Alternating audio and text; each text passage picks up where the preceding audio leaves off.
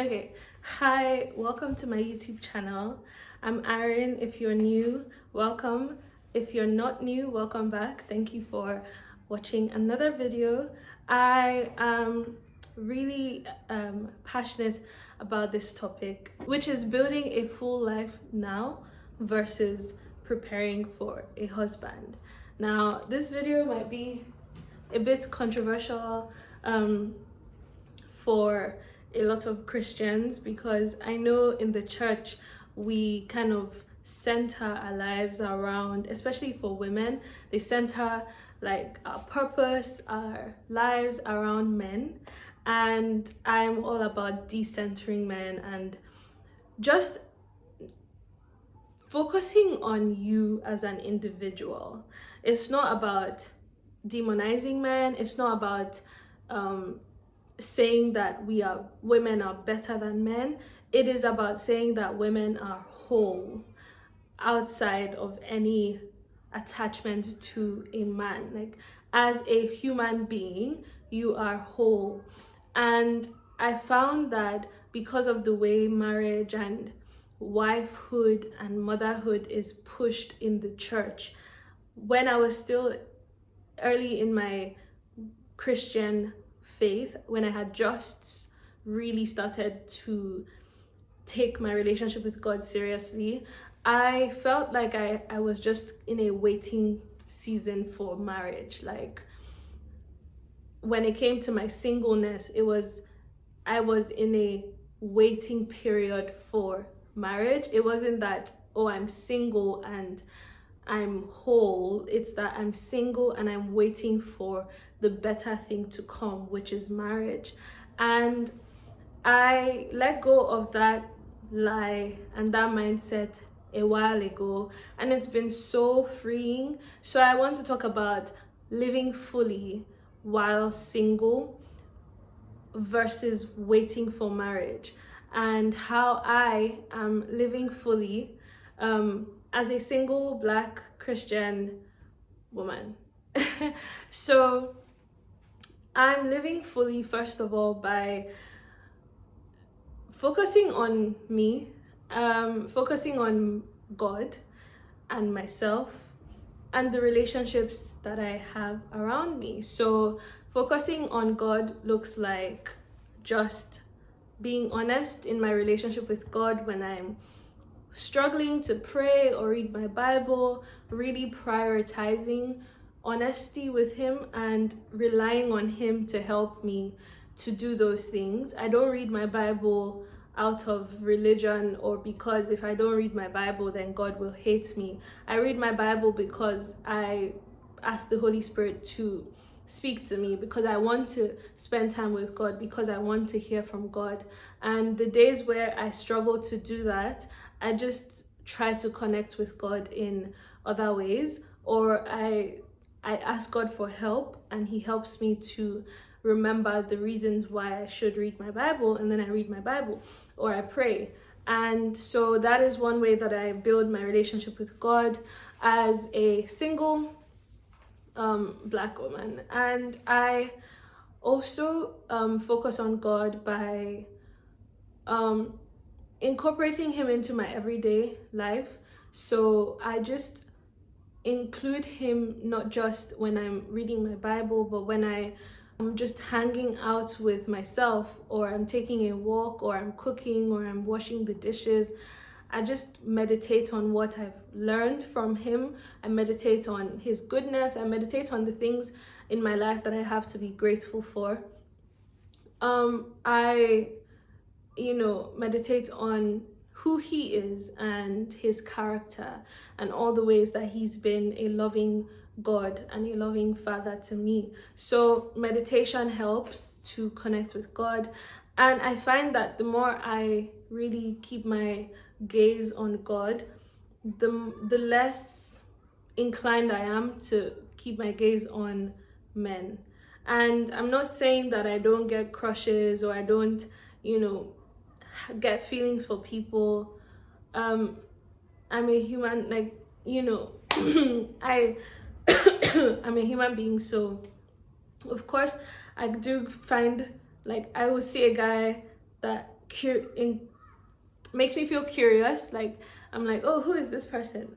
Doesn't happen very often, but when it does, I just embrace those feelings. But my default is just I mind my business and I just focus on me and God and my relationships. So that's how I build my relationship with God. I also build my relationship with God through community. Like a lot of my closest friends are Christians, and they are like really loving and honest and just genuine people. So it helps me to keep going in my faith, and I know that when I'm weak, they can support me. When they're weak, I can support them as well.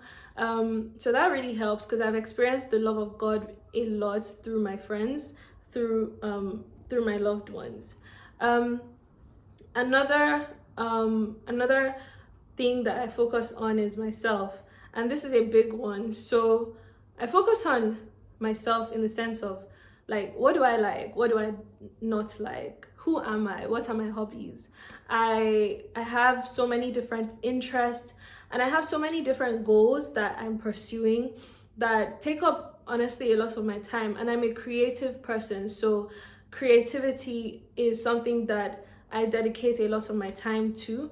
And so like it helps me to just live a full life when I am expressing myself and I'm, just being myself. I think it's really just every day, how can I be myself today? And for me, that looks like showing up at work and doing my best at work. It looks like me dressing up and feeling good. Like I'm a bit dressed up right now because I'm about to go out.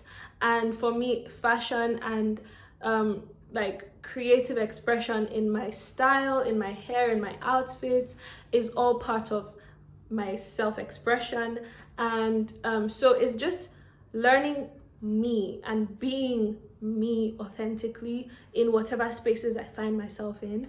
So another thing I love doing is to be in nature. So I love going on runs, I love going on walks outside, I love going to parks, I love reading, I love sleeping, I love singing, and there are just all these different aspects to myself that I'm really exploring now that I don't have any relationship responsibilities, or I don't have any person like calling up my line. It just gives space for self-exploration. And honestly, it's the best feeling ever to just wake up and like the person that you're becoming, like the person that you are. I think not everyone actually gets to experience this. I think it's such a privilege to be able to explore yourself in your 20s, because I feel like once you get married and you start building a family, you don't get a lot of time to explore yourself, and you change so much. And I don't want to change without first even knowing who I was initially. And I'm also enjoying this time because I get to be so selfish, and like nobody can check me, nobody can tell me anything because I don't have any like children to think about. I don't have any husband to think about. I don't have any even boyfriend to think about. I can just think about myself. And for me, it's such a freeing thing because it hasn't always been this way. And so I'm really enjoying the selfishness and just the ability to really explore who I am. So that's another way that I'm living fully while I'm single. I'm not living single thinking that there's a time limit to my singleness. I am very happy to remain single for as long as I need to and as long as I want to. I'm not in a hurry to be in a relationship or in a marriage with anybody. Like, I'm not against it, but I'm not rushing to it either. I'm very much taking my time. I think that the whole idea of waiting, being in a waiting season until marriage kind of gives the message that your single season, your singleness is something to escape. It's something to leave. It's just the in-between while you're waiting for the real prize.